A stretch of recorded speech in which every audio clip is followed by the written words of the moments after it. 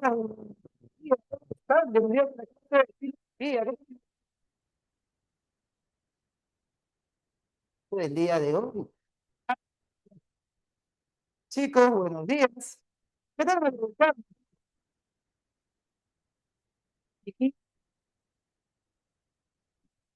Sashi María Guapaya. Bien, chicos, espero que estén bien. Pilarcita, Maribel, ¿cómo están? ¿Qué ha sido su vida? Alejandrito.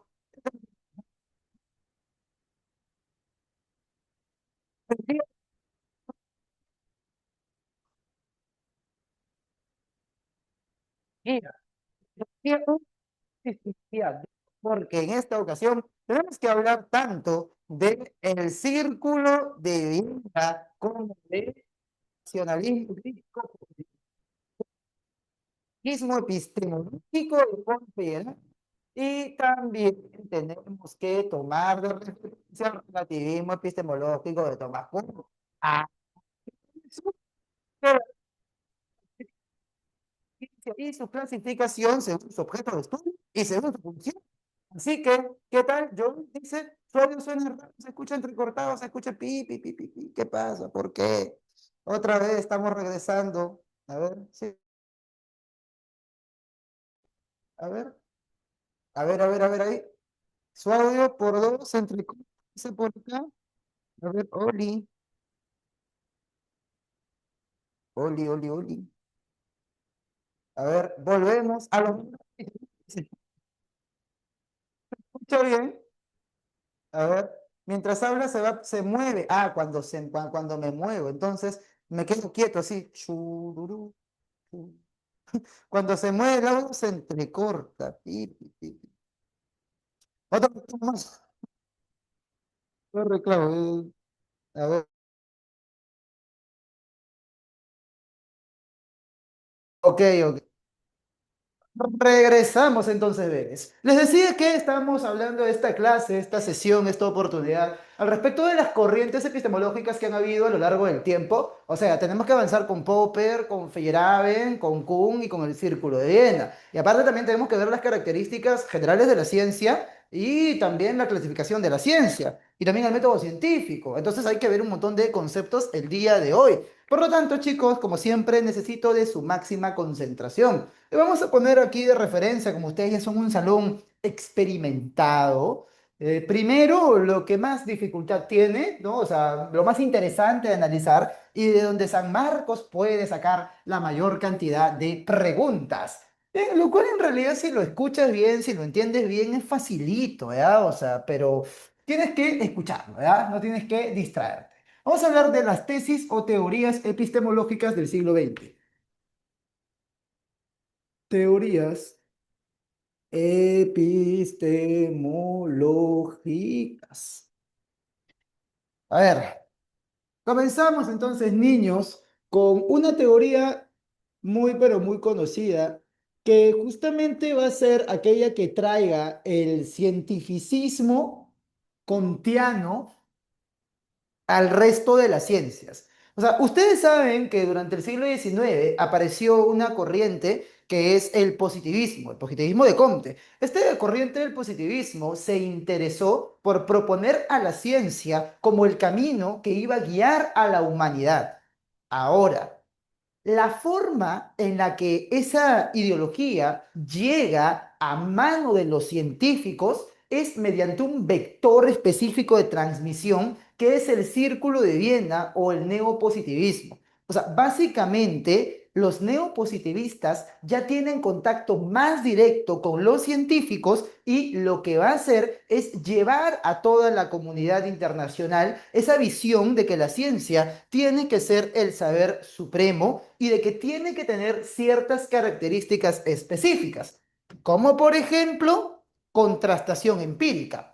Entonces, gracias al Círculo de Viena para la concepción científica del mundo, es que se logra que esa visión positivista se expanda. Pero no se van a quedar con un positivismo kantiano clásico, no. Le van a meter un poco más de teoría, un poco más de concepto.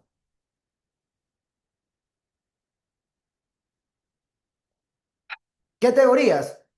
¿Qué conceptos? Justamente estuvimos hablando en su momento al respecto de un filósofo analítico del siglo XX que es Ludwig Wittgenstein. Profe, ¿qué pensaba Wittgenstein? ¿Te acuerdas? Él quería que eliminemos absolutamente toda la metafísica del lenguaje, que no se puede hablar sobre entidades que no se encuentren presentes en la realidad concreta, en la realidad material. Entonces, lo que hace Wittgenstein es proponer que solamente las proposiciones refieran a hechos, que las proposiciones del lenguaje no hablen de otra cosa que no sean hechos del mundo, hechos que pueden ser verificables mediante la experiencia. Entonces, chicos, ahí justamente tienes otra de las bases del llamado positivismo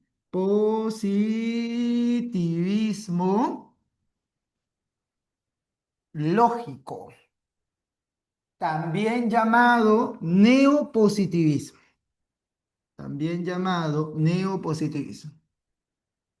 Positivismo lógico o neopositivismo.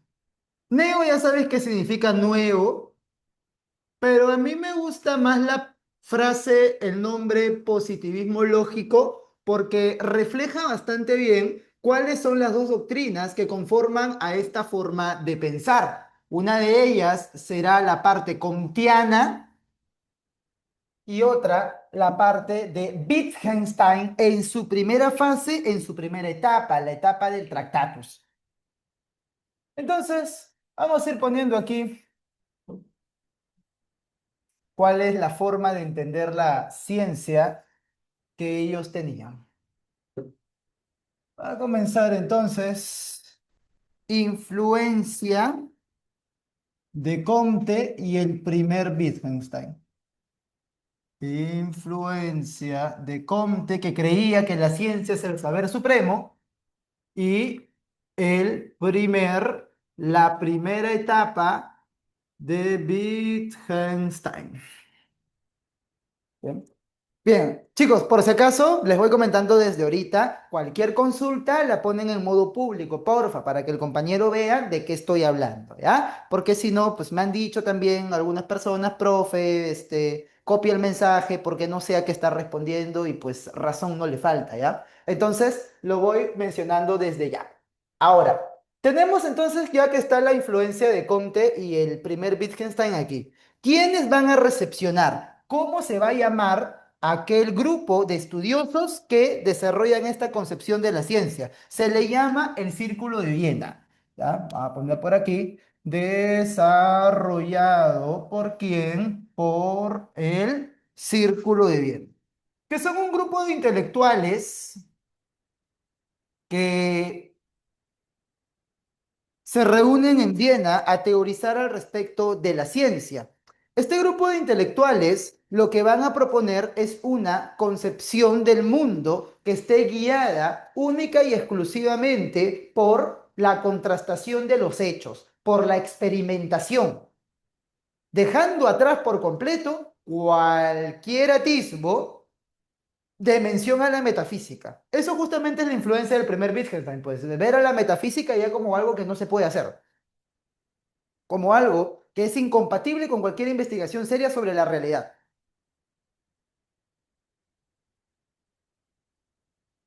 Entonces, ponemos por acá, ¿quiénes son los representantes del Círculo de Viena?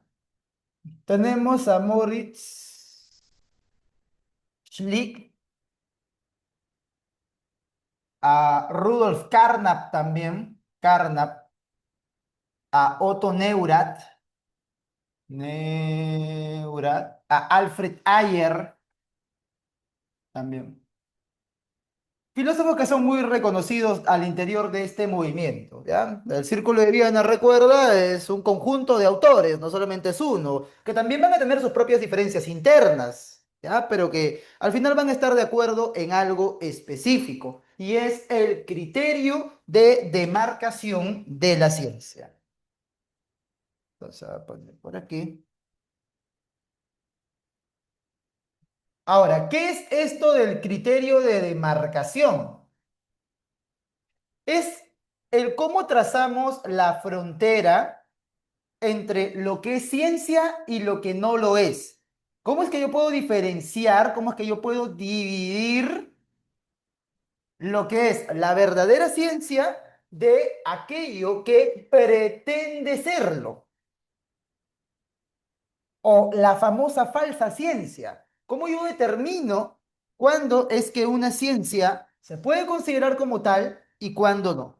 Aquí justamente tenemos el famoso criterio de demarcación. Criterio de demarcación. Es la frontera entre ciencia y pseudociencia. Y para ellos, ¿cuál es dicho criterio de demarcación? La verificabilidad. Verificabilidad. ¿Qué significa esto?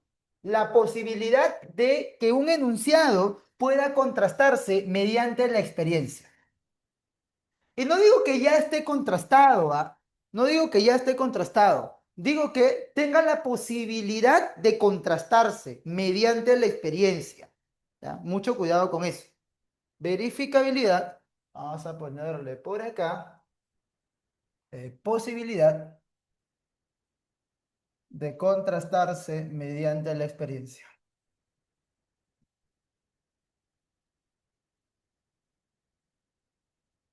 Contrastarse mediante la experiencia. A ver, por ejemplo, si es que yo tuviera una afirmación, en este caso particular, si es que yo dijese en este momento que mm, al interior de este parlantito, por ejemplo, ¿ya? Yo digo que al interior de este parlante, bueno, que yo nunca he abierto, se encuentra que se ponte 120 gramos de oro, ¿ya? 120 gramos, mira, al interior de este parlante, 120 gramos de oro. Una pregunta, gente, ¿eso es verificable o no es verificable? A ver, según este criterio, ¿esa afirmación es verificable o no es verificable? 120 gramos de oro es bastante, ¿ah? ¿Qué dicen? Ah? ¿Es verificable o no es verificable? ¿Qué dicen? ¿Qué dicen? ¿Qué dicen? ¿Qué dicen? Shh. Claro, sí. Sí es profe, pero ¿qué va a tener 120 gramos de oro, pe, profe? ¿Costaría cuánto el parlante? Estaría pues, más de 2.000, 3.000 soles. Pero no estoy diciendo si es posible. No estoy diciendo si, pucha, qué sé yo, es probable. Estoy diciendo simplemente si se puede contrastar mediante la experiencia. Puede ser verdadero, puede ser falso. Claro, excelente, María. Entonces, ¿qué tendría que hacer? Ah, fácil, ábrelo, pe. Ábrelo a ver, fíjate si hay o no hay el oro que estás preguntándote, que estás diciendo. Entonces, una afirmación es científica si puede ser verificable. Y si no puede ser verificable, entonces pues no es científica. Justamente eso es lo que separa la ciencia de la pseudociencia. Vamos a ponerle por acá, ciencia de pseudociencia. Ciencia se separa, se diferencia de qué niños de la pseudociencia. Pseudociencia. Bien, a ver, vamos a poner por aquí.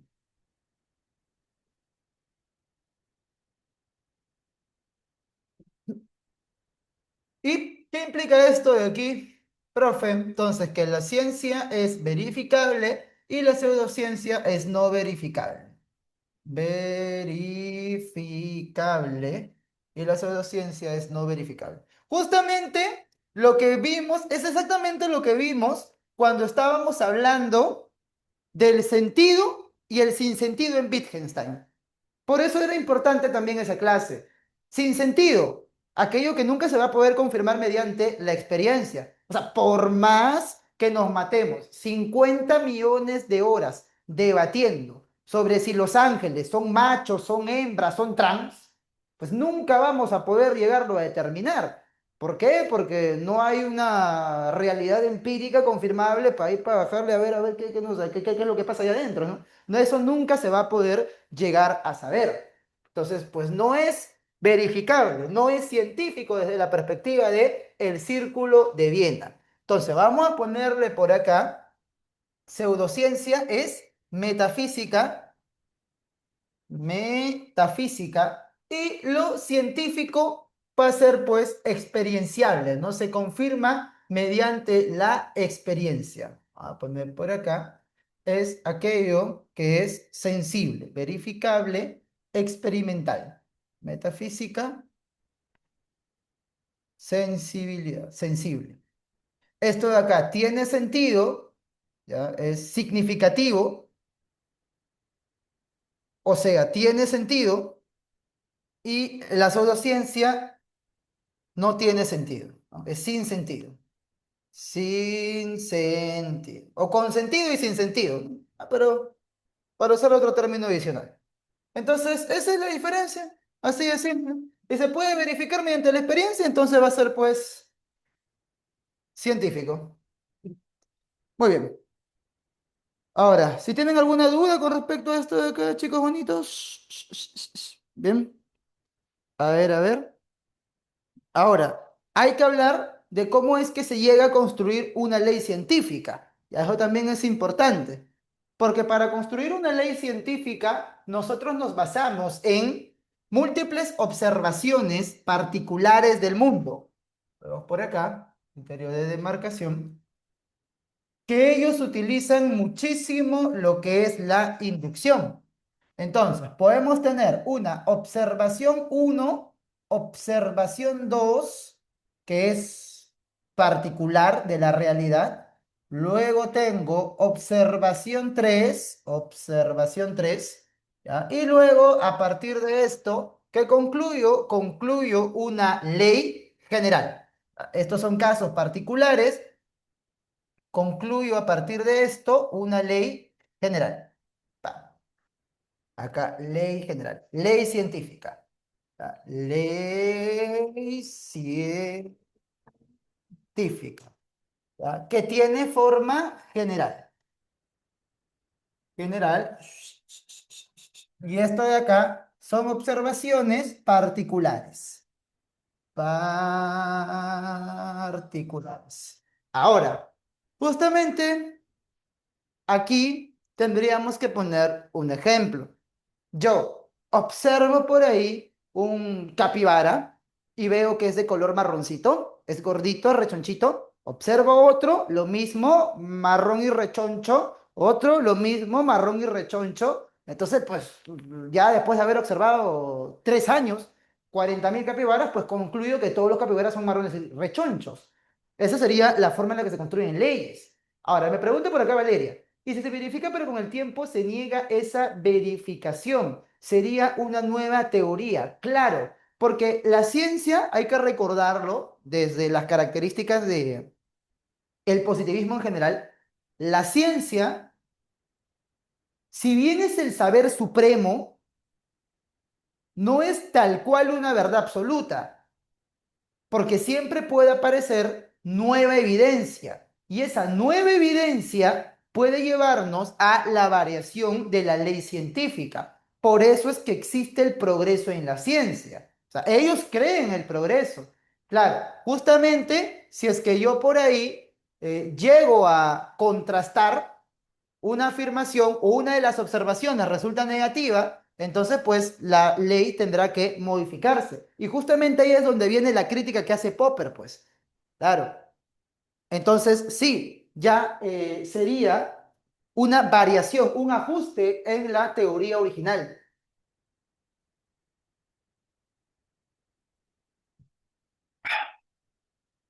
Entonces, ellos también creen en el progreso, ¿sí? Que la ciencia puede ir mejorando. Ahora, vamos a ver entonces, ya esa es la famosa inducción que ellos proponen.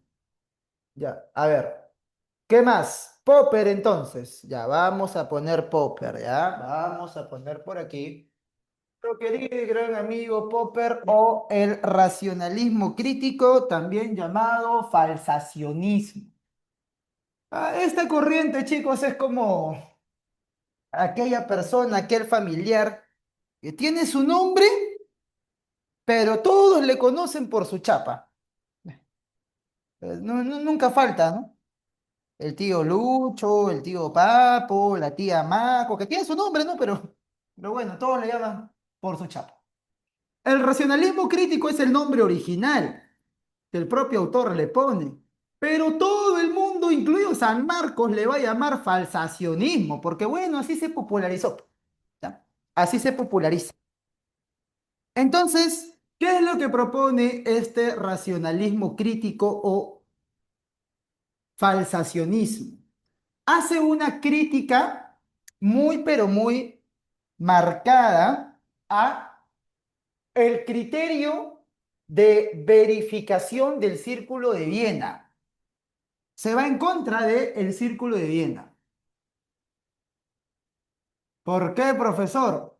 Porque la verificación te da conclusiones que solamente pueden ser probables, mas no son necesarias, mas no son seguras al 100%. Entonces, ahí tú te percatas de que cuando nosotros decimos verificar, no estamos verificando realmente todos los fenómenos que una ley pretende regir, todos los fenómenos o todos los objetos a los que una ley puede hacer referencia, sino solamente unos cuantos. Y si la ley tiene forma general, entonces ahí estamos cometiendo una contradicción. A ver, o sea, mira, ¿cómo se puede poner esto de acá de ejemplo? Con el clásico de toda la vida, el que ya quizás desde tu primer verano lo escuchaste. Bueno, profe, el ejemplo que pone el mismísimo Karl Popper, ese de que para todos los cisnes se cumple que son blancos. Claro, yo puedo haber observado 50.000 cisnes y todos son blancos, ¿no? Todos son cisnes de ese color específico. Pero por el hecho de que haya observado yo 50.000 veces que los cisnes son blancos, no quiere decir que no pueda aparecer el 50.001 o el 1.400.323 que sea de otro color, que sea azul, rojo, verde, negro, que no sea blanco. Entonces, justamente ahí es donde Popper dice que falla el Círculo de Viena. ¿Por qué? Porque por más que yo intente verificar y verificar y verificar y verificar, nunca va a ser posible la verificación absoluta, la verificación completa de ninguna ley, de ningún enunciado. Imagínate que nosotros tenemos, chicos, una afirmación. Para todas las células del cuerpo humano se cumple que son eucariotas, que tienen núcleo. Eucariotas. ¿Cuántas células tiene un cuerpo humano? Ah, la profe, son millones, cientos de millones, miles de millones. Entonces, va a estar verificando de un solo ser humano, ya se te va el tiempo. Ya te mueres hasta verificar las células de un solo ser humano. Imagínate de toda la humanidad, que somos 8.000 millones. Entonces, es imposible de practicar la verificación. Nunca vas a poder llegar a verificar al 100%. Esa es la crítica que le hace Popper al positivismo lógico. Entonces, vamos a ir poniendo por acá, desarrollado por Karl Popper. Desarrollado por Popper.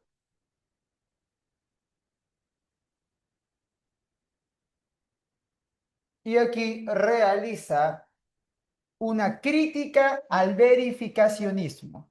¿Qué dice del verificacionismo? Dice que es imposible de alcanzar, imposible de lograr. Nunca jamás de los jamás vamos a poder llegar a tener un conocimiento pleno y cabal de todo un rango de fenómenos. Ajá, pues de por aquí. Porque imagínate ya, profe, tengo un satélite, ya, que puede observar a todos los cisnes. Pero ahí está, gracias, me dicen por interno acá, ¿no? Ahora sí entendí, nunca entendí eso, ya, ahora sí es momento de entender. Muchas gracias. No menciono tu nombre porque lo has dicho por interno, pero bueno. Pregunta así por el chat general, ¿ah? Les decía, profe, pero yo tengo un satélite, miles de satélites alrededor de la Tierra, que pueden mapear en tiempo real a todos los cisnes que hay. Imagínese, profe, yo inventé esa tecnología. Ya, muy bien, excelente. Pero, ¿cómo sabes que los cisnes del pasado también fueron blancos? ¿Y cómo sabes que los cisnes del futuro también lo serán? O sea, por más que puedas mapear todos los cisnes que hay en el presente, cisne no solamente es el que está vivo ahorita, es el que fue y el que será. Entonces, tú no tienes, claro, no se puede asegurar, pues, no se puede asegurar. Tú no tienes la posibilidad, salvo que seas Dios.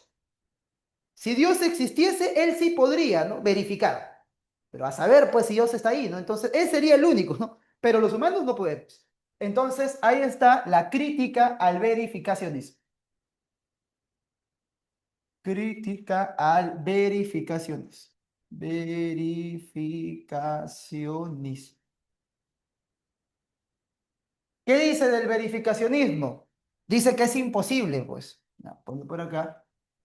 Es imposible de lograr. Es imposible de lograr.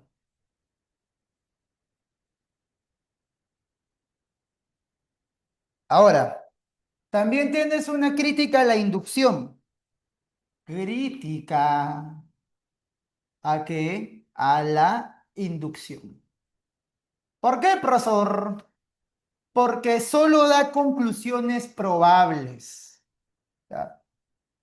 Por ejemplo, tú que tienes amplia experiencia postulando, si sigues acá es porque no ingresaste o porque no ingresaste a la carrera que realmente quieres. Entonces, primer examen. Ahí está muy bien, Valeria. Justamente ahorita vamos a hablar del cisne negro, verde, el que sea. Primer examen.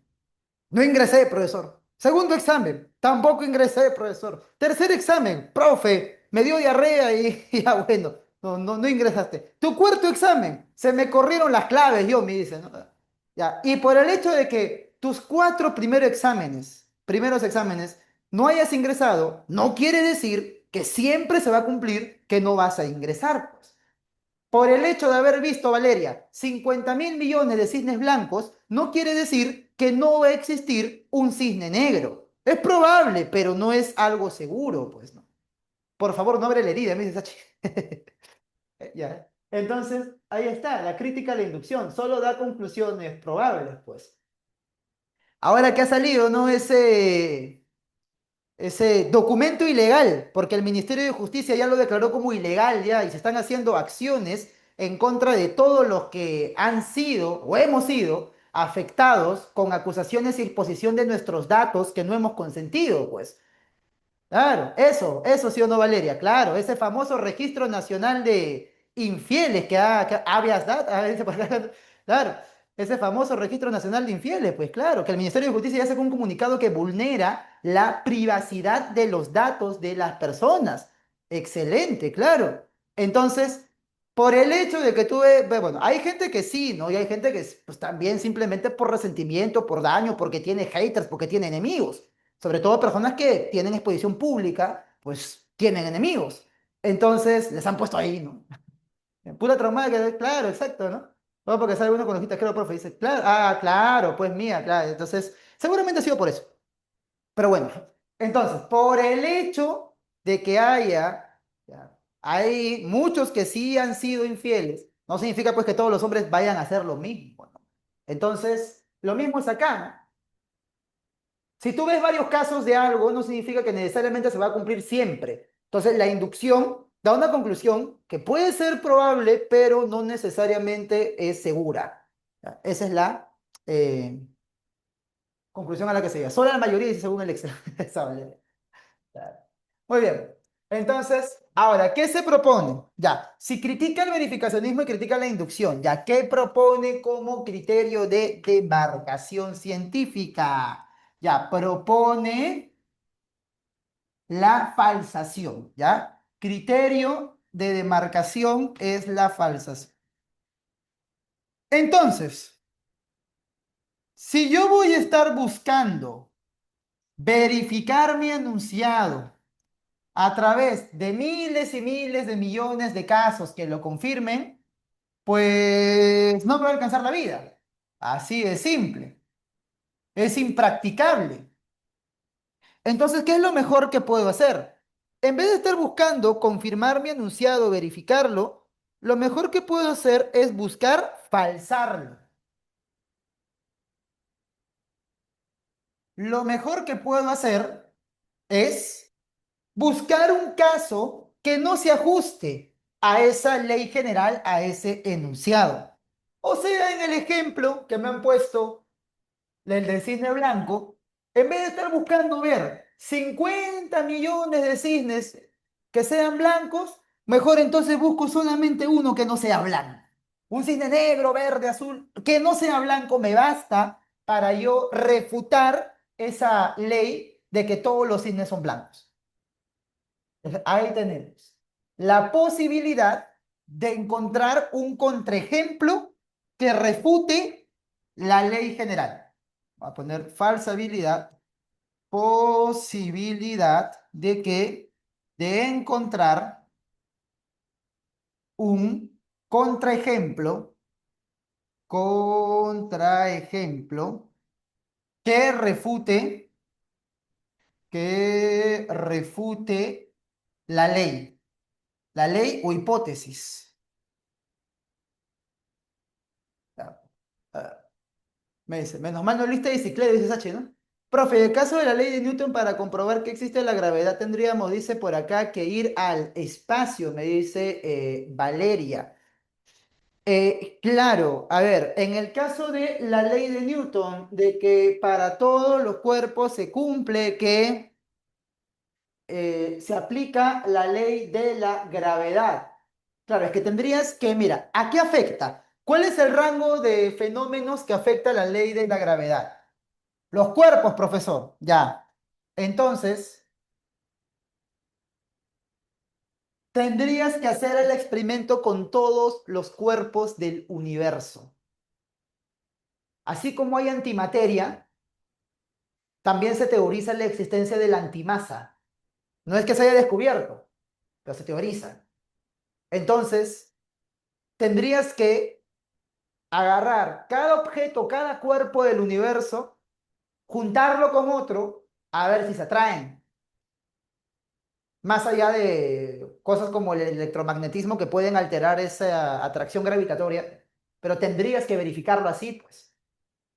Entonces ahí está el detalle, que no es verificable tampoco, al 100%. Claro, obviamente, ¿no? Si yo dejo caer, profe, ¿cómo que no es verificable? Haber suelto su teléfono, claro. En este caso particular se verifica, pero este teléfono es solamente un cuerpo de los miles de millones que existen en el universo. ¿Quién sabe que por ahí hay un cuerpo que no le afecte la gravedad? Que no le afecte la gravedad. Claro, una cosa es la antimateria y otra cosa son los cuerpos con antimasa, que es una teorización que, bueno, algunos dicen que podría llegar a ser. No sabemos. Entonces,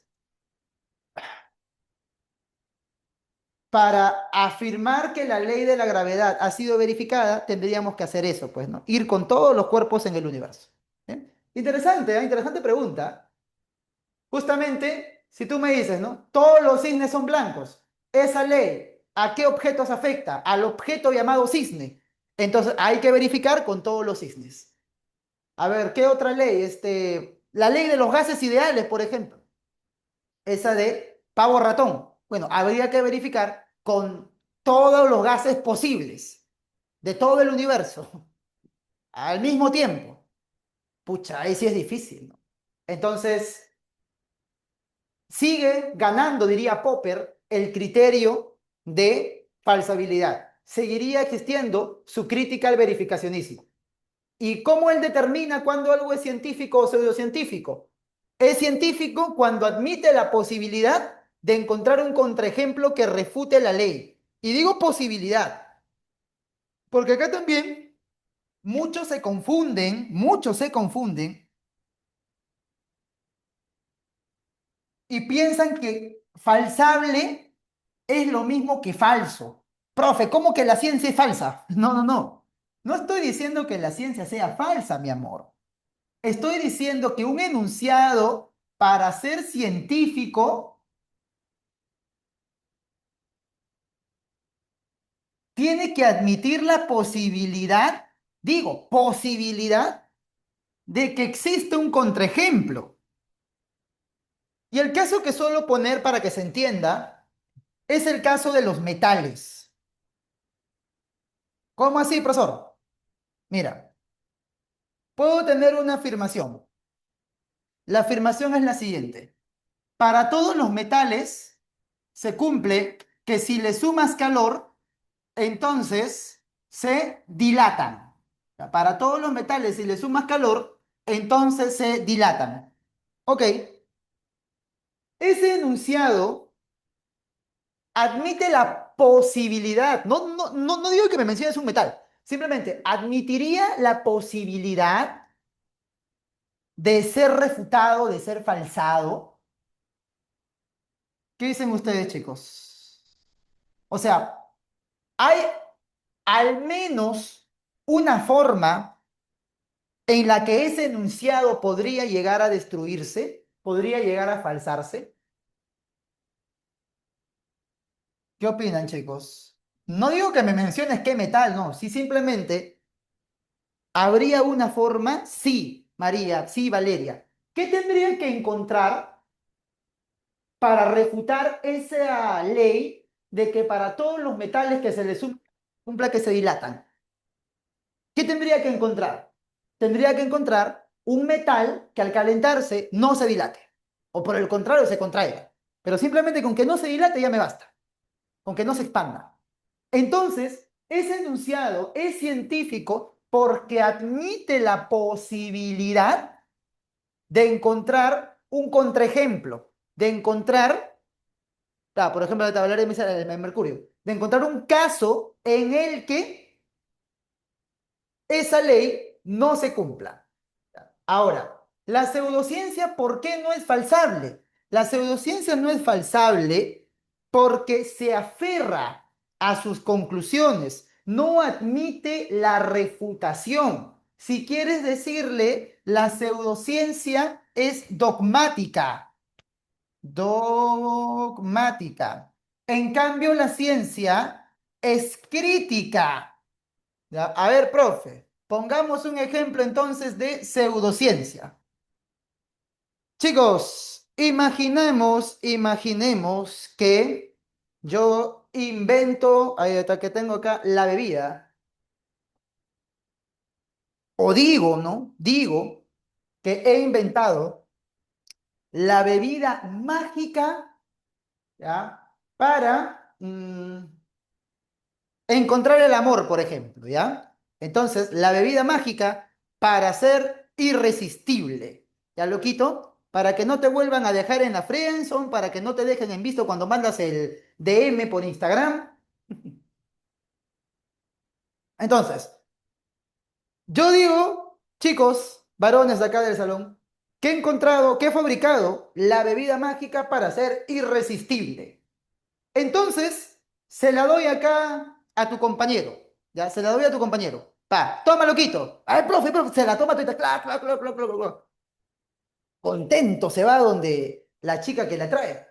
Y, pa, se presenta, ¿no? Así en vivo, le dice, hola, ¿qué tal? Con seguridad, hola, ¿qué tal? Le dice.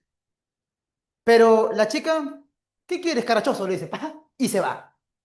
Ya. No le funciona. Viene diciéndome, no, profe. Hasta Alejandro me dice, no, profe, no funcionó. Supuestamente mi afirmación de que siempre que tomas la bebida te vuelves irresistible ya fue refutada. Pero imagínate, Alejandro, que yo digo, no, no, no, es que para que funcione, tuviste que habértela tomado en ayunas, sin comer nada antes. Solo así hace efecto. A eso yo le llamo hipótesis ad hoc, una hipótesis adicional que se crea con el objetivo de rescatar la ley. Entonces, ahí yo te digo, debiste habértela tomado a inicios de la mañana. Ya, pucha, ya, ya, bueno, vamos a hacer pues otra vez el caso, ¿no? Ya, él ya. Ok, claro, él fue la excepción, digo, ¿no? Ya, pucha, seguramente tú hiciste algo ya. Entonces se toma la bebida entera, a primera hora. No cenó el día anterior y no comió hasta el mediodía. Entonces se va así, con el protocolo ya cumplido, y ahora le habla a una chica que quizás pues es un poco más accesible, vamos a decirle. Entonces se presenta y le dice, ay, pucha, no sé, o sea, yo normal, pero contigo no, pa, y se va. Pucha, ni ella le hace caso. Regresa diciendo, oye, tu basura no sirve, oye, tu cochinada no sirve. Y yo digo, no, no, no, es que seguramente te faltó echarle limón, porque cuando le echas limón ahora sí funciona. Me invento cualquier estupidez para seguir aferrándome a mi ley de que mi bebida mágica funciona, mi bebida seductora funciona. Le echa limón ya en su último intento de esperanza, ¿ya? Y se va donde ya lo último, se va al jirón Cepita y nadie lo quiere atender. Entonces ya, no, ya tu cochinada de basura de bebida no funciona. Y yo me sigo aferrando, no, no, no, pero mi bebida sí funciona, sí funciona. Una pregunta. Sí, yo sé, Sebastián, que eso no se busca, solito viene. Una pregunta. Gonzalo, escúchame. Si yo no acepto la falsación, yo soy el creador de la bebida. Yo no acepto la falsación. Por más que haya un ejemplo, casos y casos y casos donde no funciona la bebida, sigo aferrándome a que funciona. Al no aceptar la falsación, ¿me estoy comportando de manera científica o pseudocientífica? Digan ustedes, al no aceptar la falsación, ¿me estoy comportando de manera científica o pseudocientífica? ¿Qué dicen ustedes? Claro, muy bien, María. Me estoy negando a la realidad. Me estoy comportando de manera pseudocientífica, pues, justamente de manera dogmática. Y la ciencia no tiene que ser dogmática, pues. Por eso, para Popper, lo que no admite posibilidad de falsación, aquellos enunciados a los que la gente se aferra, no, esto debe ser cierto, seguramente tú te equivocaste, no, y se siguen aferrando o ponen cualquier excusa, no aceptan la falsación, es pseudociencia. Porque la verdadera actitud científica es que tú me digas, Muñante, dímelo quito, no funcionó. A ver, trae.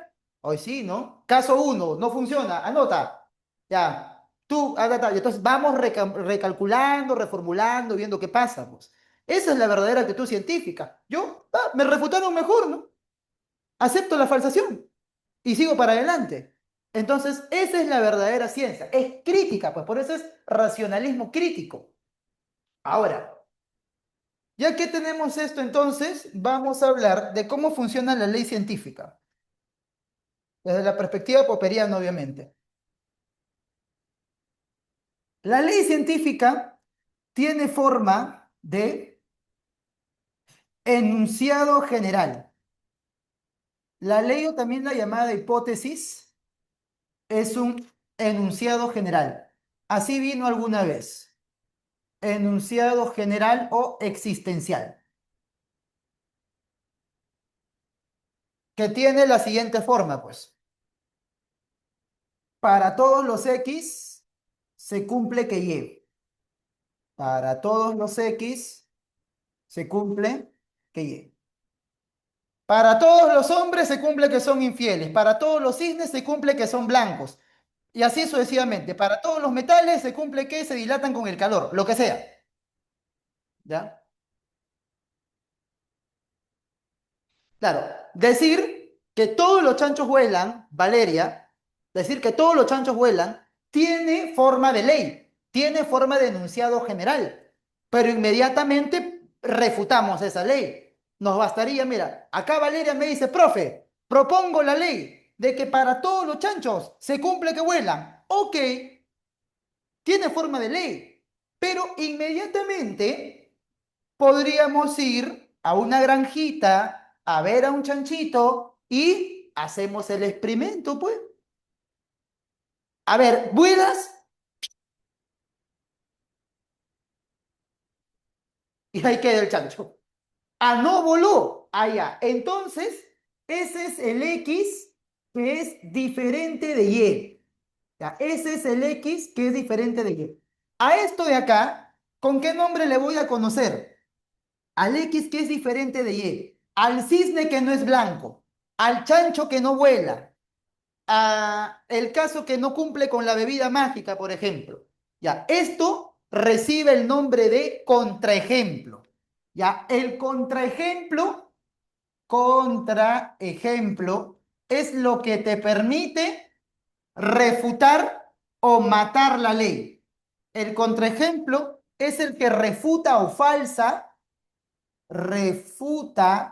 falsea, dicen algunos, pues no es falsea, falsa a la ley o hipótesis. La ley de hipótesis tiene esta forma. Para todos los cisnes se cumple que son blancos. ¿Cuál sería el contraejemplo? El cisne que no sea blanco, un cisne negro. Si yo encuentro el cisne negro, refuto o falso esa ley. Acá Valeria me pone en vivo.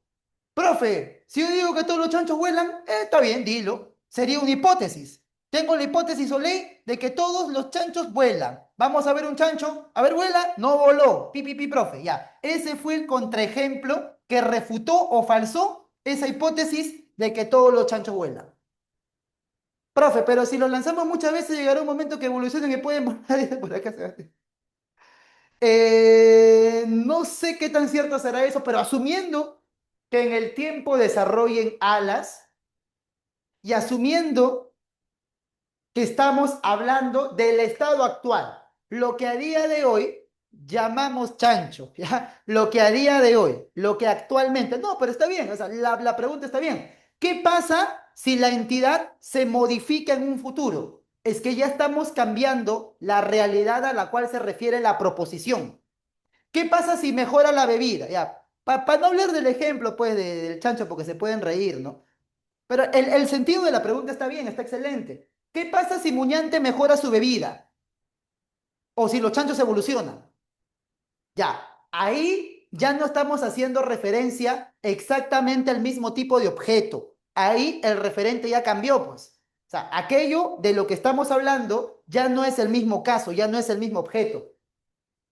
¿Qué pasa si es que yo mato a todos los cisnes blancos y solamente hago reproducirse a los negros? Ya no sería cierto que todos los cisnes son negros, pero ¿qué te garantiza que uno de esos superchanchos evolucionados no carezca de alas? ¿Qué te garantiza que en ese mundo de cisnes negros uno no nació blanco? De nuevo, se critica el verificacionismo, porque tú no puedes conocer toda la realidad al mismo tiempo, pues. ¿Qué te garantiza que una de esas bebidas no salió mal hecha, no salió defectuosa? Ah, porque acá me está preguntando una pregunta interesante, ¿no? ¿Qué pasa si se modifica la realidad?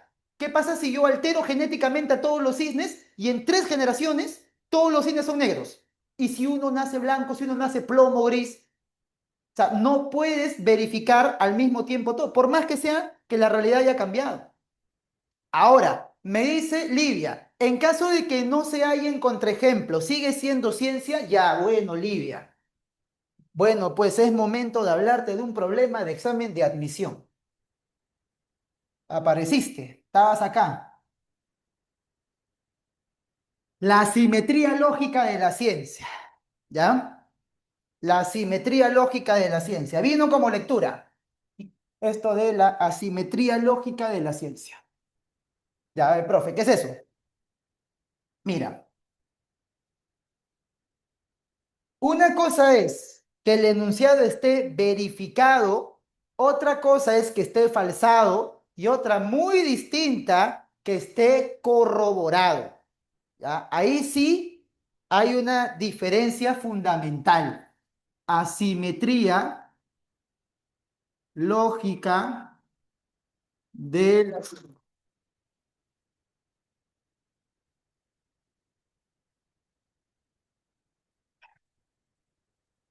Ya, mira.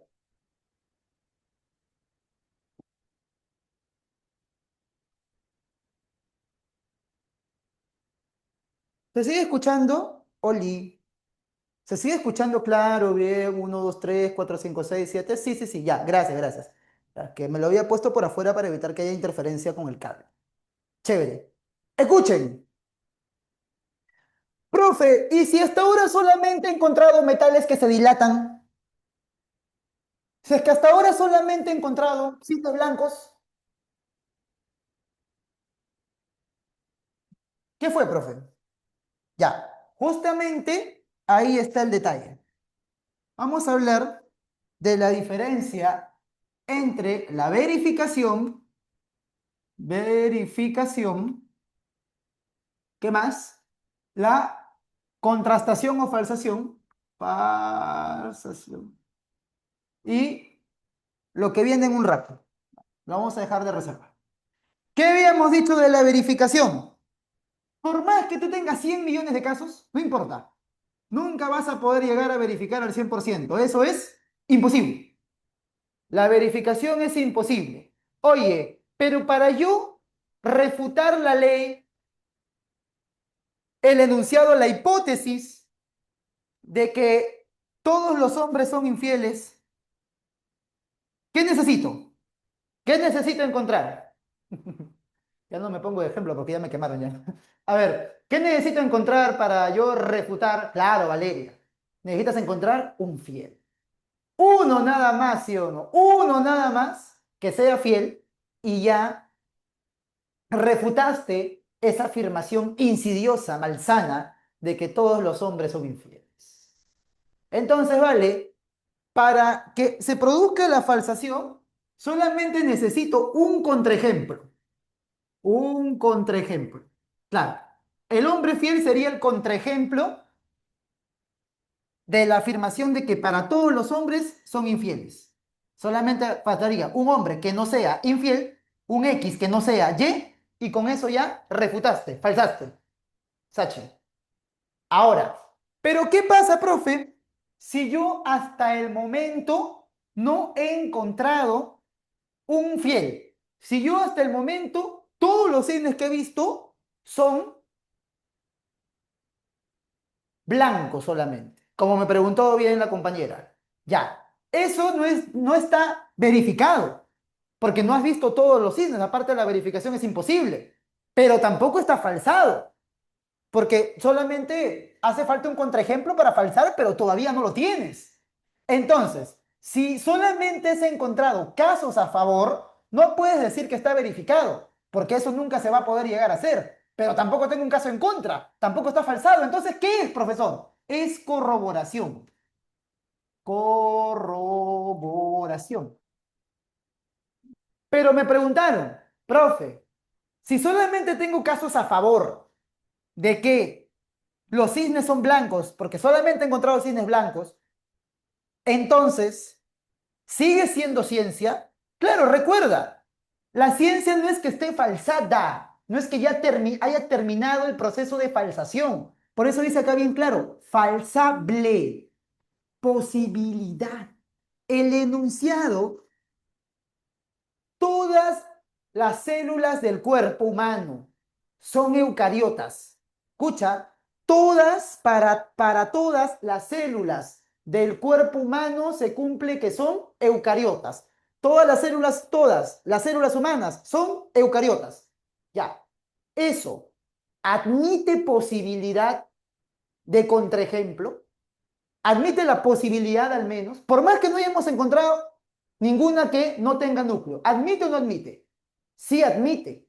Tendría que encontrar una que no tenga núcleo. Y ya con eso tendría entonces mi contraejemplo. Entonces, por eso digo, Para que sea científico es que sea falsable, que exista la posibilidad, un caso teórico donde se pueda refutar. La pseudociencia no admite, pues, no admite falsación, porque la pseudociencia es dogmática, se presenta a sí misma como la verdad irrefutable. Y eso, la irrefutabilidad, no es algo positivo en la ciencia, sino más bien es negativo. Que un enunciado se pretende irrefutable es negativo para la ciencia, no es realmente científico, porque la ciencia avanza mediante conjeturas y refutaciones. ¿Ya? La ciencia progresa mediante conjeturas y refutaciones, o sea, mediante hipótesis y falsaciones. Más bien la falsación es lo que hace que la ciencia progrese. Vamos a poner por acá. Y ellos sí creen en el progreso, pues. La ciencia progresa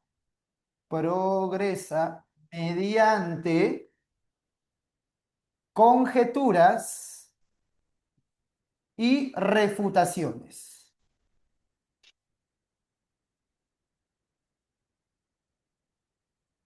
¿Qué son las conjeturas? Hipótesis. Y las refutaciones, falsaciones. Entonces, más bien, el motor de la ciencia es la falsación. Es el motor de la ciencia. Que se encuentre información nueva, que refute lo anterior para corregirnos y alcanzar cada vez más la verdad. La ciencia progresa mediante conjeturas y refutaciones, hipótesis y falsaciones. O sea, que no se haya encontrado un contraejemplo no significa que no puede existir uno. Eso, claro, exacto. Que hasta ahorita no hayamos encontrado un hombre fiel no significa que no puede existir. ¿Hay la posibilidad de que exista un hombre fiel? Sí, profe, la posibilidad hay. Ese hombre fiel sería el contraejemplo de la ley o hipótesis de que todos los hombres son infieles.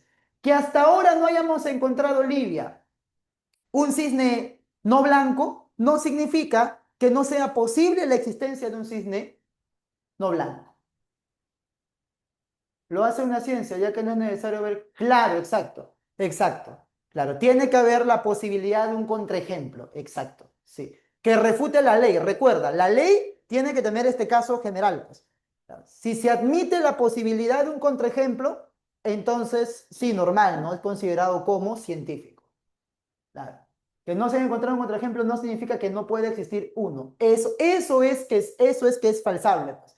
La posibilidad de encontrar un contraejemplo que refute la ley. Por eso recalco posibilidad. Lo mismo acá, ¿no?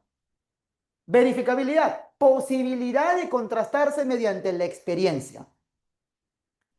Si yo digo que en otra galaxia hay un planeta que contiene exactamente una montaña de oro, ok, eso es verificable, pero no tenemos la tecnología, pues, no, pues es algo que tú podrías comprobar mediante la experiencia. Es la posibilidad de contrastarse mediante la experiencia, por eso es verificable. Profe, habría que ir, ¿no? Sí, habría que ir, es difícil ir, pero pues de poderse confirmar con la experiencia se puede. Solo habría que llegar nada más al planeta. Entonces lo mismo es acá, ¿no? Si se puede llegar a establecer la manera en la que existe un contraejemplo, aunque no lo hayamos encontrado, es falsable, es científica la afirmación. Profe, ¿y si hay más contraejemplos que ejemplos es igual a una ciencia? ¿O el contraejemplo sería? Claro, justamente ya esa ley o hipótesis queda falsada. Si aceptaste la... Ya, ¿qué pasó? Encontré el contraejemplo, profe. Encontré el cisne que no es blanco. Encontré el cisne negro, profe. Es que esa hipótesis ya debería quedar refutada, pues. Por eso el contraejemplo refuta o falsa la hipótesis. ¿Ya qué haces aferrándote a esa hipótesis? Tendrías que generar otra hipótesis a partir del contraejemplo que encontraste, pues. Quedarse aferrado a lo que ya se falsó, porque eso ya es que se logró la falsación. Si ya se logró la falsación, quedarse aferrado a esa hipótesis falsada, eso es lo pseudocientífico, pues. O querer decir que no, que pucha, que mira, pasa esto, no, eso ya fue falsado ya. Si ya fue falsado, genera otra nueva hipótesis. Y así generas una nueva hipótesis, la falsas, generas otra nueva. Y así sucesivamente la ciencia va progresando. Creemos algo, resulta que no es así, lo explico, pum, de otra manera, pa, tengo acá mi nueva hipótesis. Funciona, pero pum, la ataca un contraejemplo, miércoles, pa, la canceló, genera otra nueva hipótesis. Pa, funciona, pum, llegó el contraejemplo, ya, genera otra, y así la ciencia va escalando, va progresando. ¿Bien? Parece el relativismo epistemológico de Thomas Kuhn. ¿Cuál es la diferencia, Walter? Que para Kuhn la ciencia no progresa, la ciencia no avanza, la ciencia simplemente cambia de paradigma. Para Popper, la ciencia progresa, va acumulando nueva información mediante la refutación. Hay un crecimiento. En cambio, en Kuhn no existe el crecimiento. Simplemente cuando se genera la, entre comillas, falsación, o mejor dicho, el paradigma cae, entonces ahí, ¡pum!, se destruye todo y se reconstruye otra cosa nueva desde cero. En cambio, para Popper, no. Para Popper la ciencia es una y progresa como si fuera una escalera. En cambio, según el relativismo, ese progreso no existe. Simplemente se destruye el modelo de ciencia y comienza otro nuevo. Esa es la diferencia, Walter. Claro. Es como una escalera, Lidia. Es como una escalera. Escalera. Voy sumando, ¿no? Cada falsación me va haciendo progresar. Subo, estoy así, una falsación, otra falsación. Y así. Por eso hablamos de progreso, pues, en la ciencia. Muy bien. Hasta aquí entonces, chicos, ya tenemos esta parte. Bien. Ahora sí. George Hegel, claro, ahí sí parecido al de George Hegel, Joel. Justamente hablando de eso, podemos decir que es racionalismo, pues, porque utiliza el método deductivo. Parte de una afirmación general y va aplicándose a los casos particulares a ver si cumple. ¿Ya? Vamos a poner por acá. Como buen racionalista, usa el método deductivo.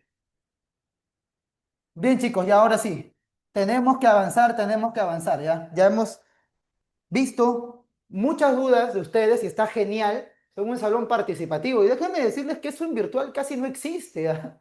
En virtual a veces uno solito tiene que bailar, ¿no? Así, estás bailando como un fantasma, ¿no? En cambio tú no, tú pucha, me haces dar la vueltita también. Sí participan, eso está muy bien. Ya, ahora, Joel, claro, progresa, ¿no? Hegel también cree en el progreso. Dialéctico, ¿sí o no? Claro, muy bien. Parece, no es parecido a eso. Ahora, aquí vamos a hablar ya del relativismo epistemológico de nuestro querido y gran amigo Thomas Kuhn. El de los paradigmas, profe. El de los paradigmas, ¿ya? Vamos a hablar entonces del relativismo epistemológico.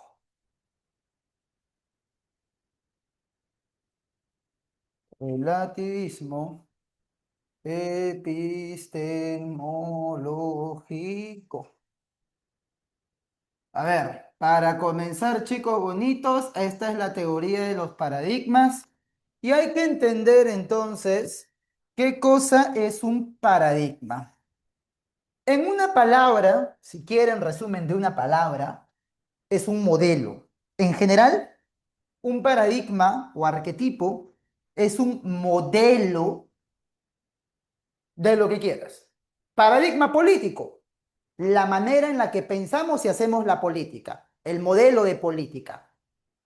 Paradigma amoroso, la manera en la que pensamos y establecemos vínculos amorosos. Iba a decir hacemos el amor, pero no.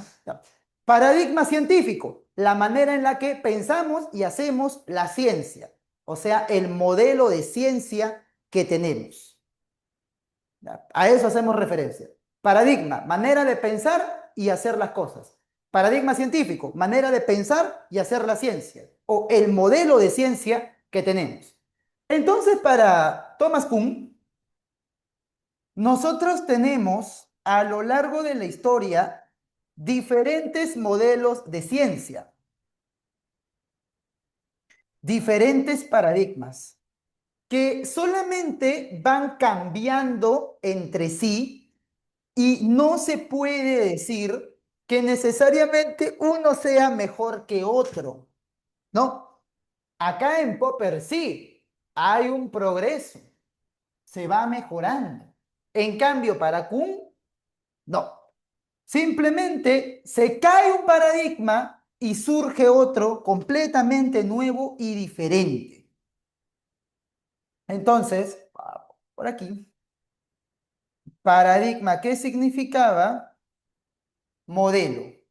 Paradigma científico será modelo de ciencia. Modelo. Ya. En este caso te pongo entre paréntesis, ya que estamos hablando de epistemología, modelo de ciencia. Pues. Bien, entonces, profe, vamos a poner por aquí. Por eso es la palabra relativismo, porque no existe uno que sea mejor que otro. Cada época tiene su propia manera de entender la realidad, de entender el mundo, de entender la ciencia. No es que la ciencia griega sea mejor o peor que la ciencia medieval. No es que la ciencia medieval sea mejor o peor que la ciencia renacentista. Para empezar, tendrías que encontrar un criterio para decir mejor o peor.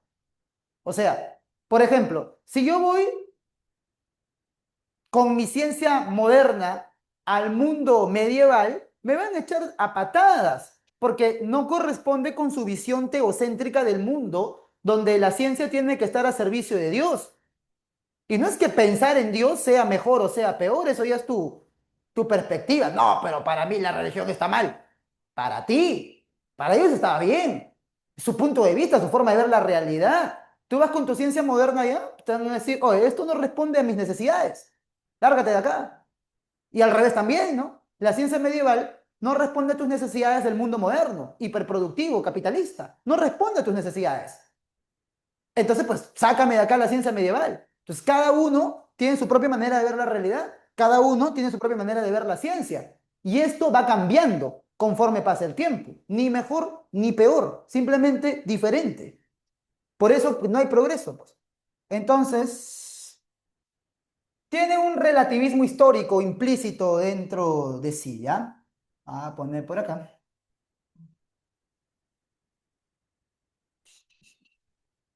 La ciencia depende del contexto histórico. Depende de qué, del contexto histórico.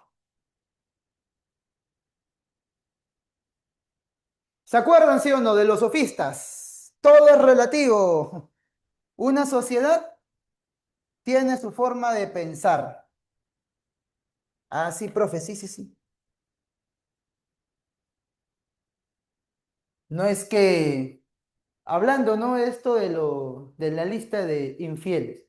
Eso es inmoral según el paradigma occidental de monogamia, ¿no?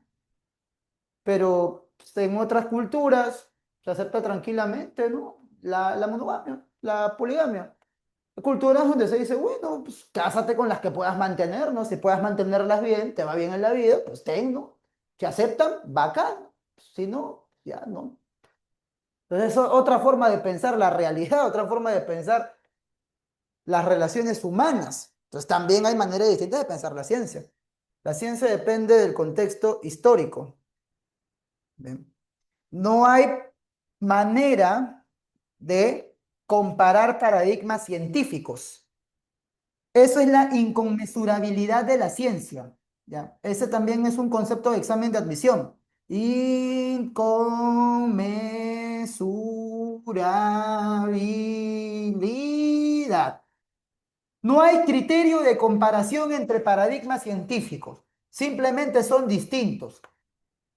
es como que tú quieras comparar. ¿Qué es mejor? ¿Un chocolate o un Presto Barba, un afeitador? ¿Cómo que vas a comparar un chocolate, profe, con un Presto Barba, con un afeitador? Depende, ¿no? Depende, pues. O sea, ¿en qué contexto estoy, no? Si es sábado por la noche y tengo que salir, pues un afeitador me será más útil, ¿no? Según, claro, según el contexto, según la necesidad, ¿no? Pero si quiero un antojito, pues obviamente el chocolate, porque el afeitador no me lo va a comer, ¿no? Entonces, no hay criterio de comparación entre paradigmas científicos. No hay criterio de comparación entre paradigmas. Entre paradigmas. Muy bien. Bien, chicos, entonces ya tenemos ahí esto. Sí tengo hambre. Bien, vamos a pasar a hablar de lo que sigue, pero tómenle captura a la pantalla, por favor. ¿Sí? Tómenle captura.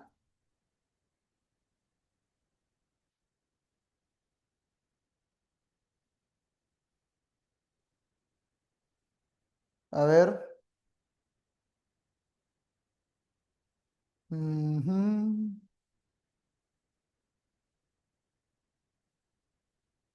Ya, ya, ok, gracias, Carlita. Bien, bien, bien. Gracias, gracias. Ya. Muy bien, muy bien, muy bien.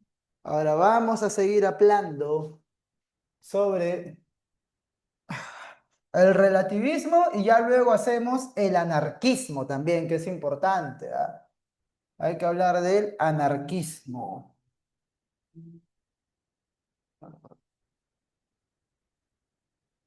Ese es más fácil. Ya, chicos, y de ahí pasamos, según el programa, a las características generales de la ciencia. Pero eso ya es más fácil, ya. La parte que tenían que preguntarme, y de verdad lo han hecho, bien, auguro buenos auspicios para ustedes, es la parte de Popper y su diferencia con el Círculo de Viena. Eso es lo que a muchos les genera confusión, ¿no? Quizás el ciclo pasado no entendiste, alguien me dijo, profe, ahora sí ya lo entendí. Bueno, entonces ahí está más el detalle. Pero lo otro es información necesaria, porque cuando te confías es donde viene el error. Ese es el problemita. Ah, me suena conocido, entonces ya lo sé. Mucho cuidado. Si no puedes explicarlo de forma simple y sencilla, entonces no lo sabes tan bien. Si no puedes analizar un concepto en base a la información, analizar un caso en base al concepto, no lo sabes tan bien. Es como que yo paso por un salón de que están enseñando álgebra y sí, ¿no? Me suena Legendre, me suena binomio, pero si me das un ejercicio de álgebra a nivel repaso uni, quizás no lo pueda resolver. Lo más probable es que no. Que me suene no significa que ya lo sé. Entonces, mucho cuidado con eso. Muy bien. Vuelo, dice María.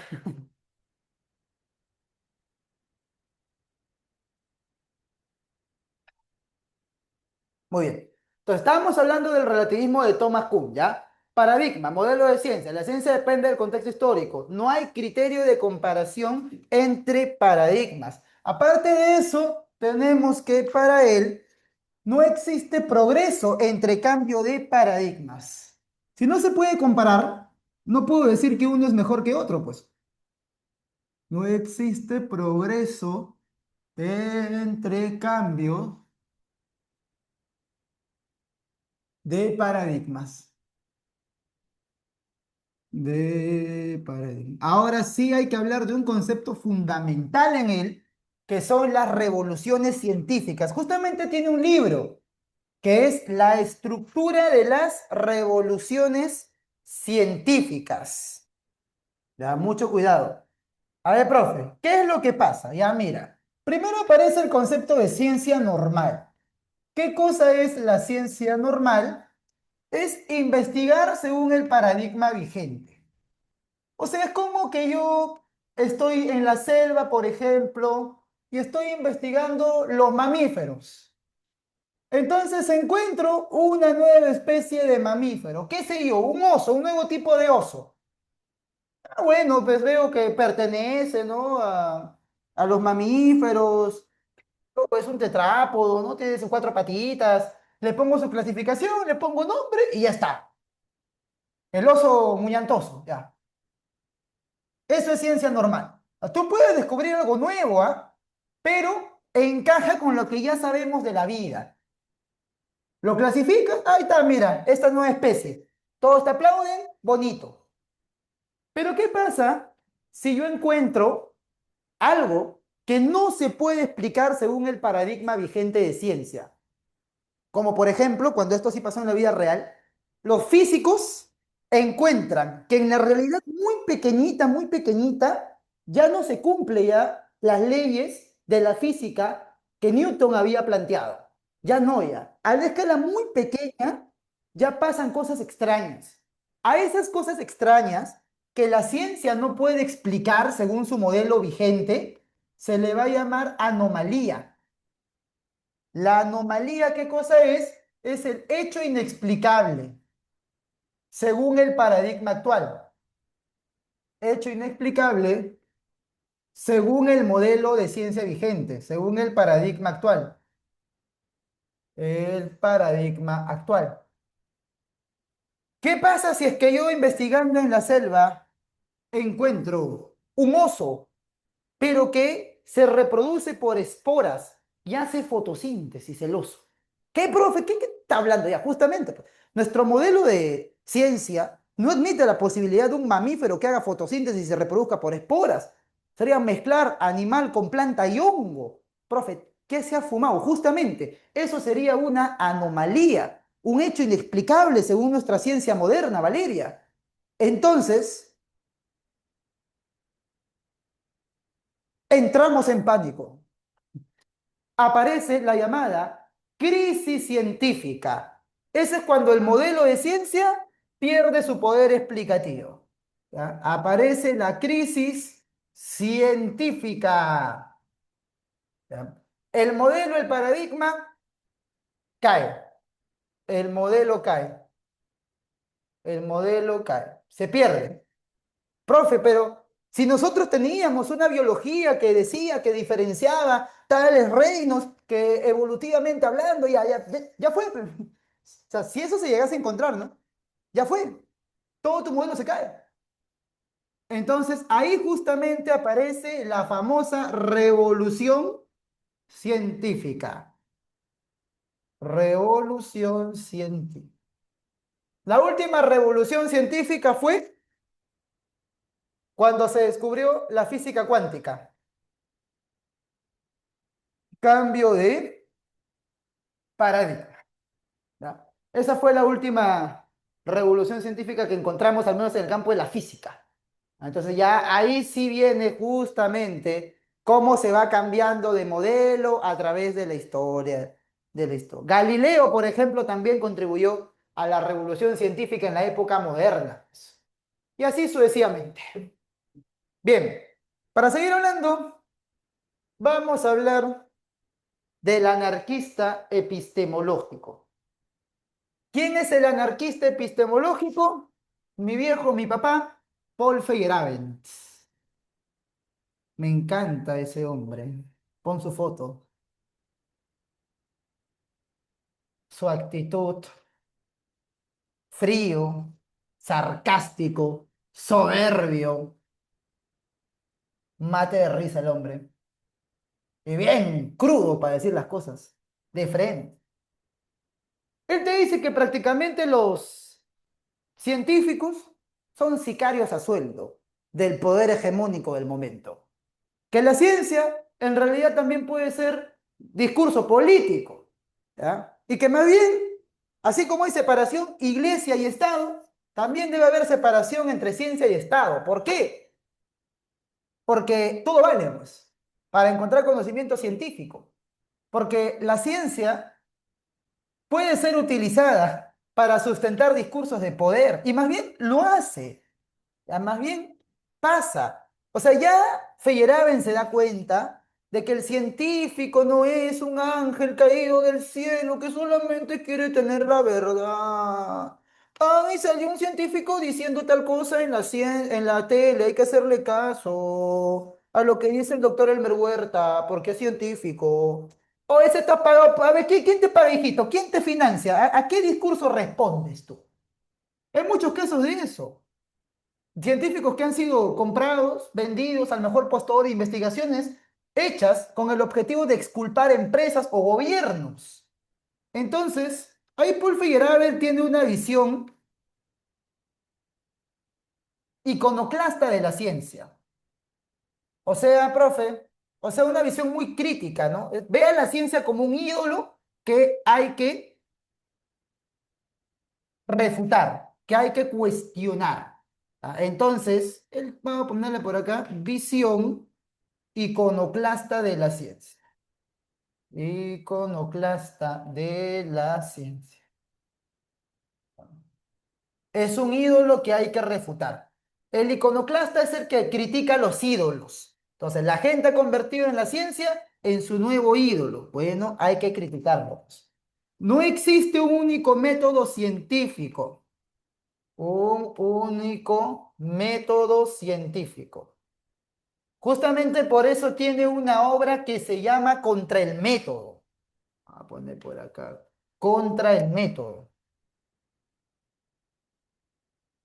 Y tiene una afirmación muy picante, muy candente, y es que para él todo vale con tal de obtener conocimiento. Todo vale para obtener conocimiento. Entonces no importa, ¿no? Si es que tú le preguntas a un chamán, a un científico, una persona que tiene experiencia de vida. O sea, lo que importa es alcanzar el conocimiento. Muchos conocimientos científicos no se han logrado mediante el método. A veces también el método estorba para lograr grandes descubrimientos. Los grandes descubrimientos se han hecho casi de casualidad.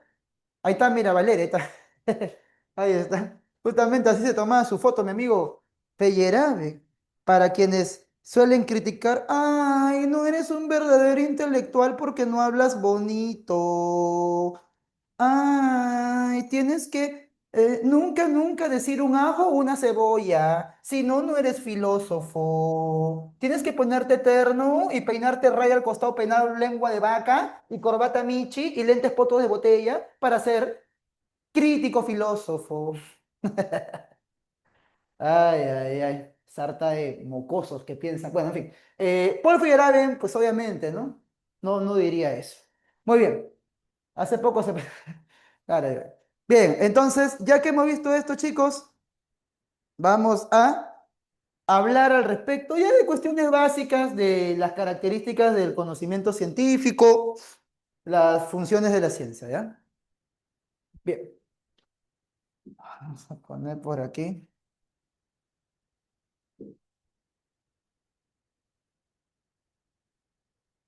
más poses. El hábito no es el monje, muchachos. Vamos a- Claro que tienes que saber ponerte hábitos si eres monje también, ¿no? Es parte de tus habilidades. Ah, bueno. Bien, entonces, ya cuestiones elementales de esto de aquí. Podemos poner, por ejemplo, funciones de la ciencia, que es easy, que es básico, ¿ya? Es algo que ustedes por ahí quizás reconocen rápidamente, funciones de la ciencia. La mnemotecnia clásica de esto es DEPA, ¿se acuerdan? ¿Para qué sirve la ciencia, profe? Easy. Ah, esto ya es un insulto a tus ciclos. Describir. Describir. ¿Qué implicaba describir? Dar las características. ¿Cómo es algo? Profe, ¿cómo es su ex que lo funó? Ajá, tenía TLP, trastorno depresivo mayor, y cada vez que le terminaba, se encerraba en el baño a chancarse. Pum, pum. Bien. Explicación, explicación. ¿Qué es explicación? Explicar es las causas. Bien. De la verdad como utilidad. ¿Quién? Paul Feyerabend, sí. Sí, sí, sí. Está en contra de otros. ¿Le vale? ¿Cómo así, María? A ver si me aclaras tu pregunta. Feyerabend está en contra de otros, ¿le vale? Ah, ¿está en contra de otros o le vale? No, o sea, teóricamente, su anarquismo epistemológico es una refutación a todos los anteriores, ¿no? Está en contra de los anteriores. Ya, él dice que pues, no hay una única manera para hacer ciencia. Bien, ahora, describir características. Explicar es las causas, las razones de algo, ¿ya? Una cosa es decir cómo es alguien y otra cosa es decir por qué es así. Es muy diferente. ¿Cómo es un niño malcriado? Se tira al piso y hace berrinche. ¿Por qué es malcriado? Esa es otra pregunta. Crianza permisiva, padres con poco carácter, qué sé yo. Predecir. ¿Qué es predecir? Adelantarse a los hechos, ¿ya? No cualquier cosa es una predicción científica tampoco, ¿ah? Adelantarse a los hechos. Predicción científica es cuando viene de la ciencia, ¿ya? Utilizando la ciencia. Y aplicar, ¿qué implica, bebé? Aplicar implica usar el conocimiento. Voy a poner por acá. Utilizar el conocimiento. Resolver problemas. Utilizar el conocimiento. Básicamente resolver problemitas. No. ¿Qué más, profe? Tenemos clasificación de la ciencia. No. Esto ya es un poco más latero.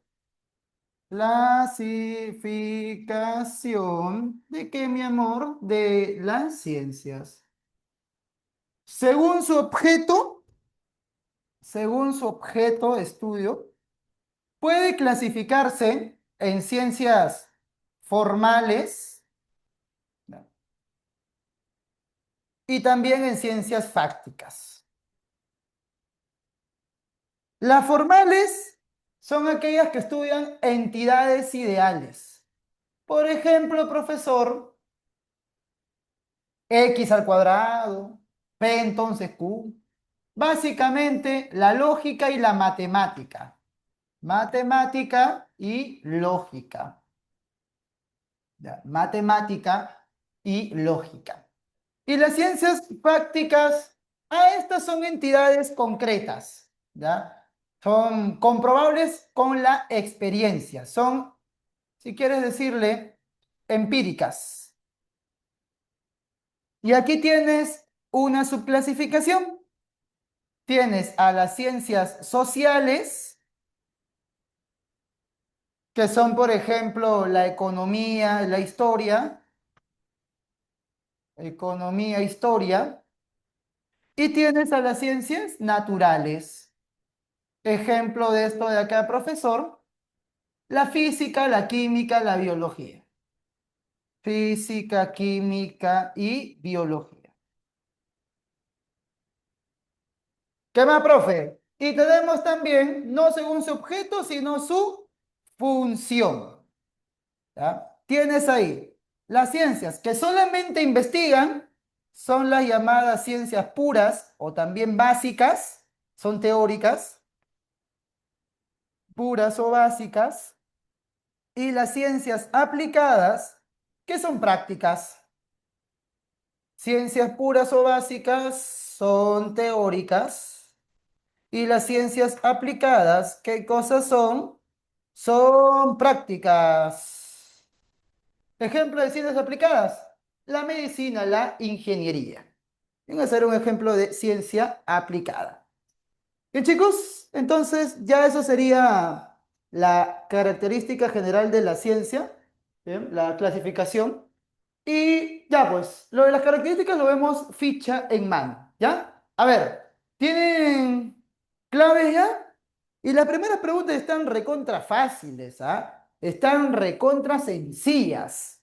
A ver, en una clase de filo la profe dice, las ciencias que estudian hechos reales y observables, ah, ya, o sea, empíricos. ¿Qué más? Como los fenómenos naturales sociales pertenecen a un tipo particular de ciencia que se puede validar mediante la experiencia. Ya pues, ¿qué ciencias pertenecen a las explicadas por la docente? A ver, gente, mira, el álgebra, la aritmética son disciplinas dentro de la matemática. Entonces no puede ser, pues porque te está hablando de las ciencias fácticas que son empíricas. La única clave que coincide, ciencias fácticas específicamente naturales, serían física y biología. Entonces sería María del Carmen, besito. En un laboratorio universitario, un equipo de investigadores desarrolla un nuevo polímero biodegradable a partir de residuos vegetales. Luego lo utilizan para fabricar envases que se descomponen en semanas.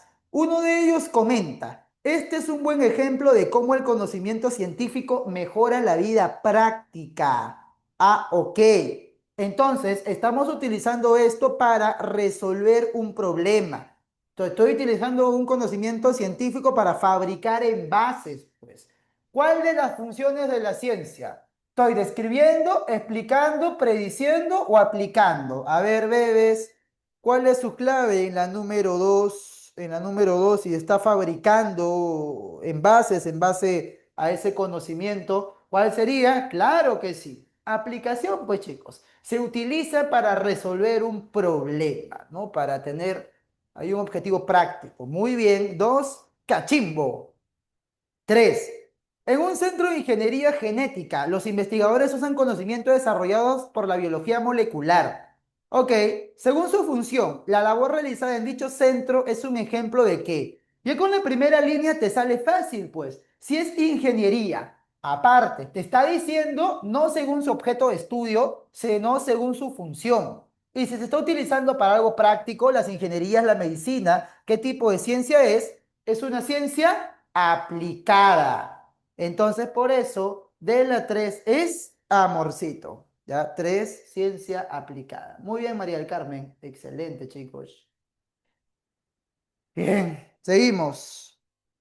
4. Durante años la doctora Uturriaga ha dedicado sus investigaciones a entender, subraya entender, cómo se forman los agujeros negros y cómo afectan la curvatura del espacio-tiempo. Aunque sus descubrimientos no han sido utilizados, dice, no han sido utilizados y se ha dedicado a entender.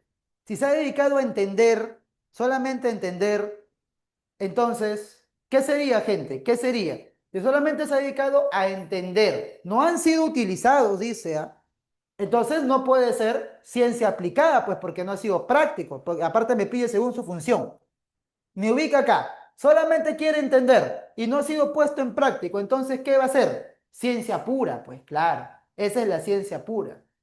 Esa gente que se dedica a investigar agujeros negros, universos paralelos, todavía no tiene aplicación práctica esa investigación, pero bueno, pues igual es interesante. Entonces, por eso es besito. 5. ¿El anarquismo defiende la pluralidad de métodos científicos? Claro, no existe un único método científico, es pluralista, verdadero. Feyerabend propone una lógica única y universal para la ciencia, falso.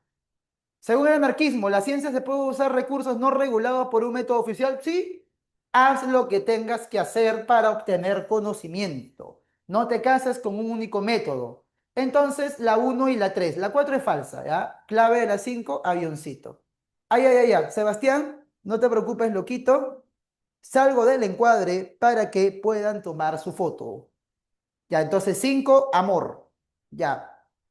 A ver, vamos a hablar de la 6.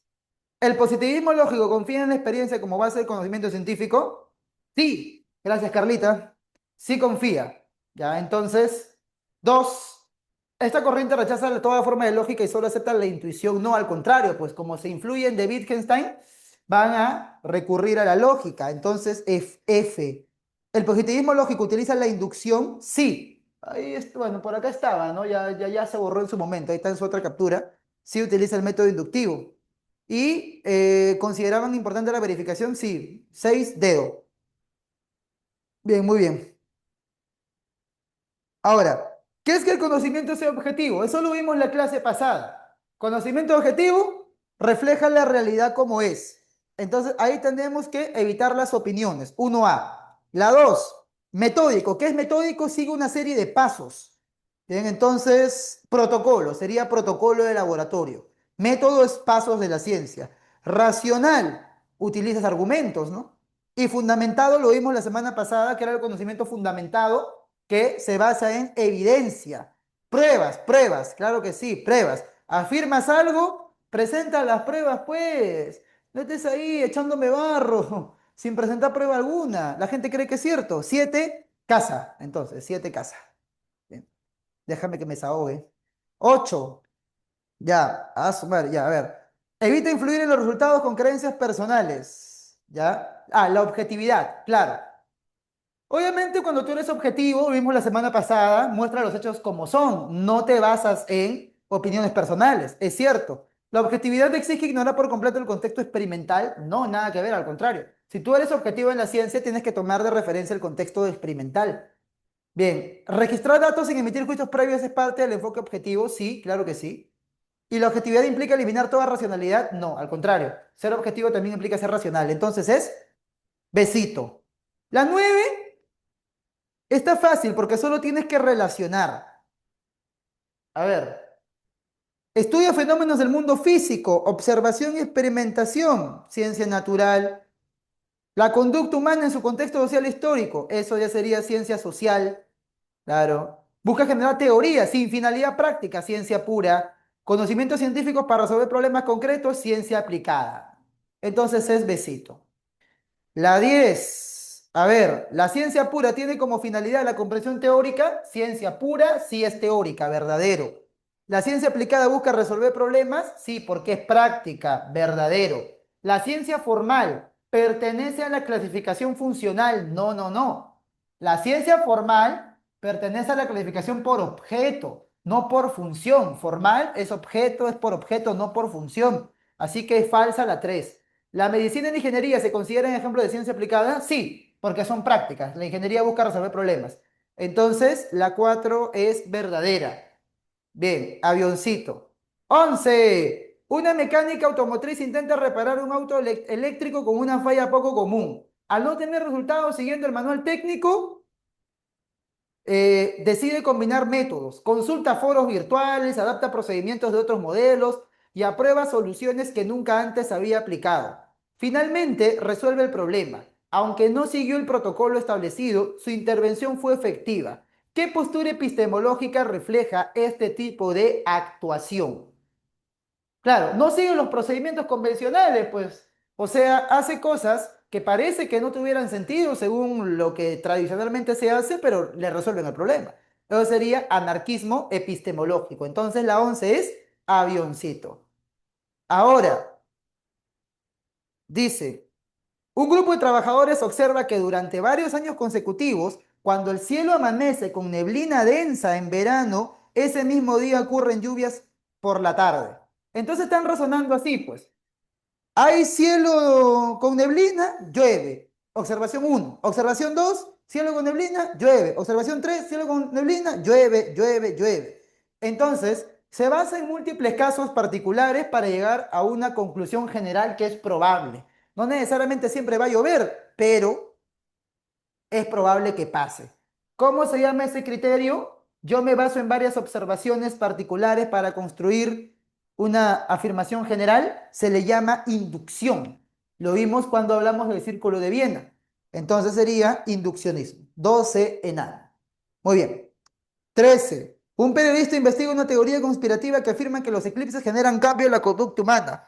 Para contrastarla, consulta con astrónomos, analiza bases de datos psicológicos antes y después de los eclipses y entrevista a médicos. Concluye que, como no hay pruebas observables, medibles ni reproducibles que respalden la hipótesis, esta no puede ser tomada en serio como conocimiento científico. Allá. Entonces, no es conocimiento científico porque no hay una prueba observable, empírica, que pueda comprobarlo. ¿Quiénes dicen que tiene que haber pruebas empíricas para que sea conocimiento científico? Eso lo dice el Círculo de Viena. Si es científico, entonces tiene que ser observable, contrastable mediante la experiencia. Por lo tanto, gente, bien, claro, sería, a ver, acá sí deberíamos, claro, sí, sería el verificacionismo del positivismo lógico, ¿sí? Acá sí deberíamos de, bueno, marcar besito, ¿no? Claro, sí, específicamente el verificacionismo, ¿ya? Específicamente, ¿bien? A ver, 14 está para hacer relaciones, a ver, marca ahí, a ver, 14, 14. Ya. Popper, ya, sería dedo nada más, pues, ¿no? Dedo, María Fernanda, ya. Y ahora sí, la última. Te dije que los horóscopos eran basura pseudocientífica, grita Alicia mientras lanza una taza contra la pared. Dicen que Mercurio retrógrado arruina mi semana, pero no dicen nada cuando me va bien. Calma, responde Bruno. Lo que pasa es que esas afirmaciones no pueden ser puestas a prueba ni refutadas. No importa si fallan, siempre las ajustan para que parezcan ciertas. Exacto. Si algo no puede fallar, entonces tampoco puede considerarse ciencia. Lo dijo un tipo. ¿Cómo se llamaba? El enfoque epistemológico que fundamenta este intercambio corresponde al... Claro, si no puede falsarse, si se presenta como dogma, no es científico. Entonces, ¿qué sería? Falsacionismo, pues. Muy bien, sería dedito, la clave. Bien, gente, entonces nos vemos pues la próxima semana. Se me cuidan, como siempre, un gusto. Muchas gracias y hasta pronto. Chau.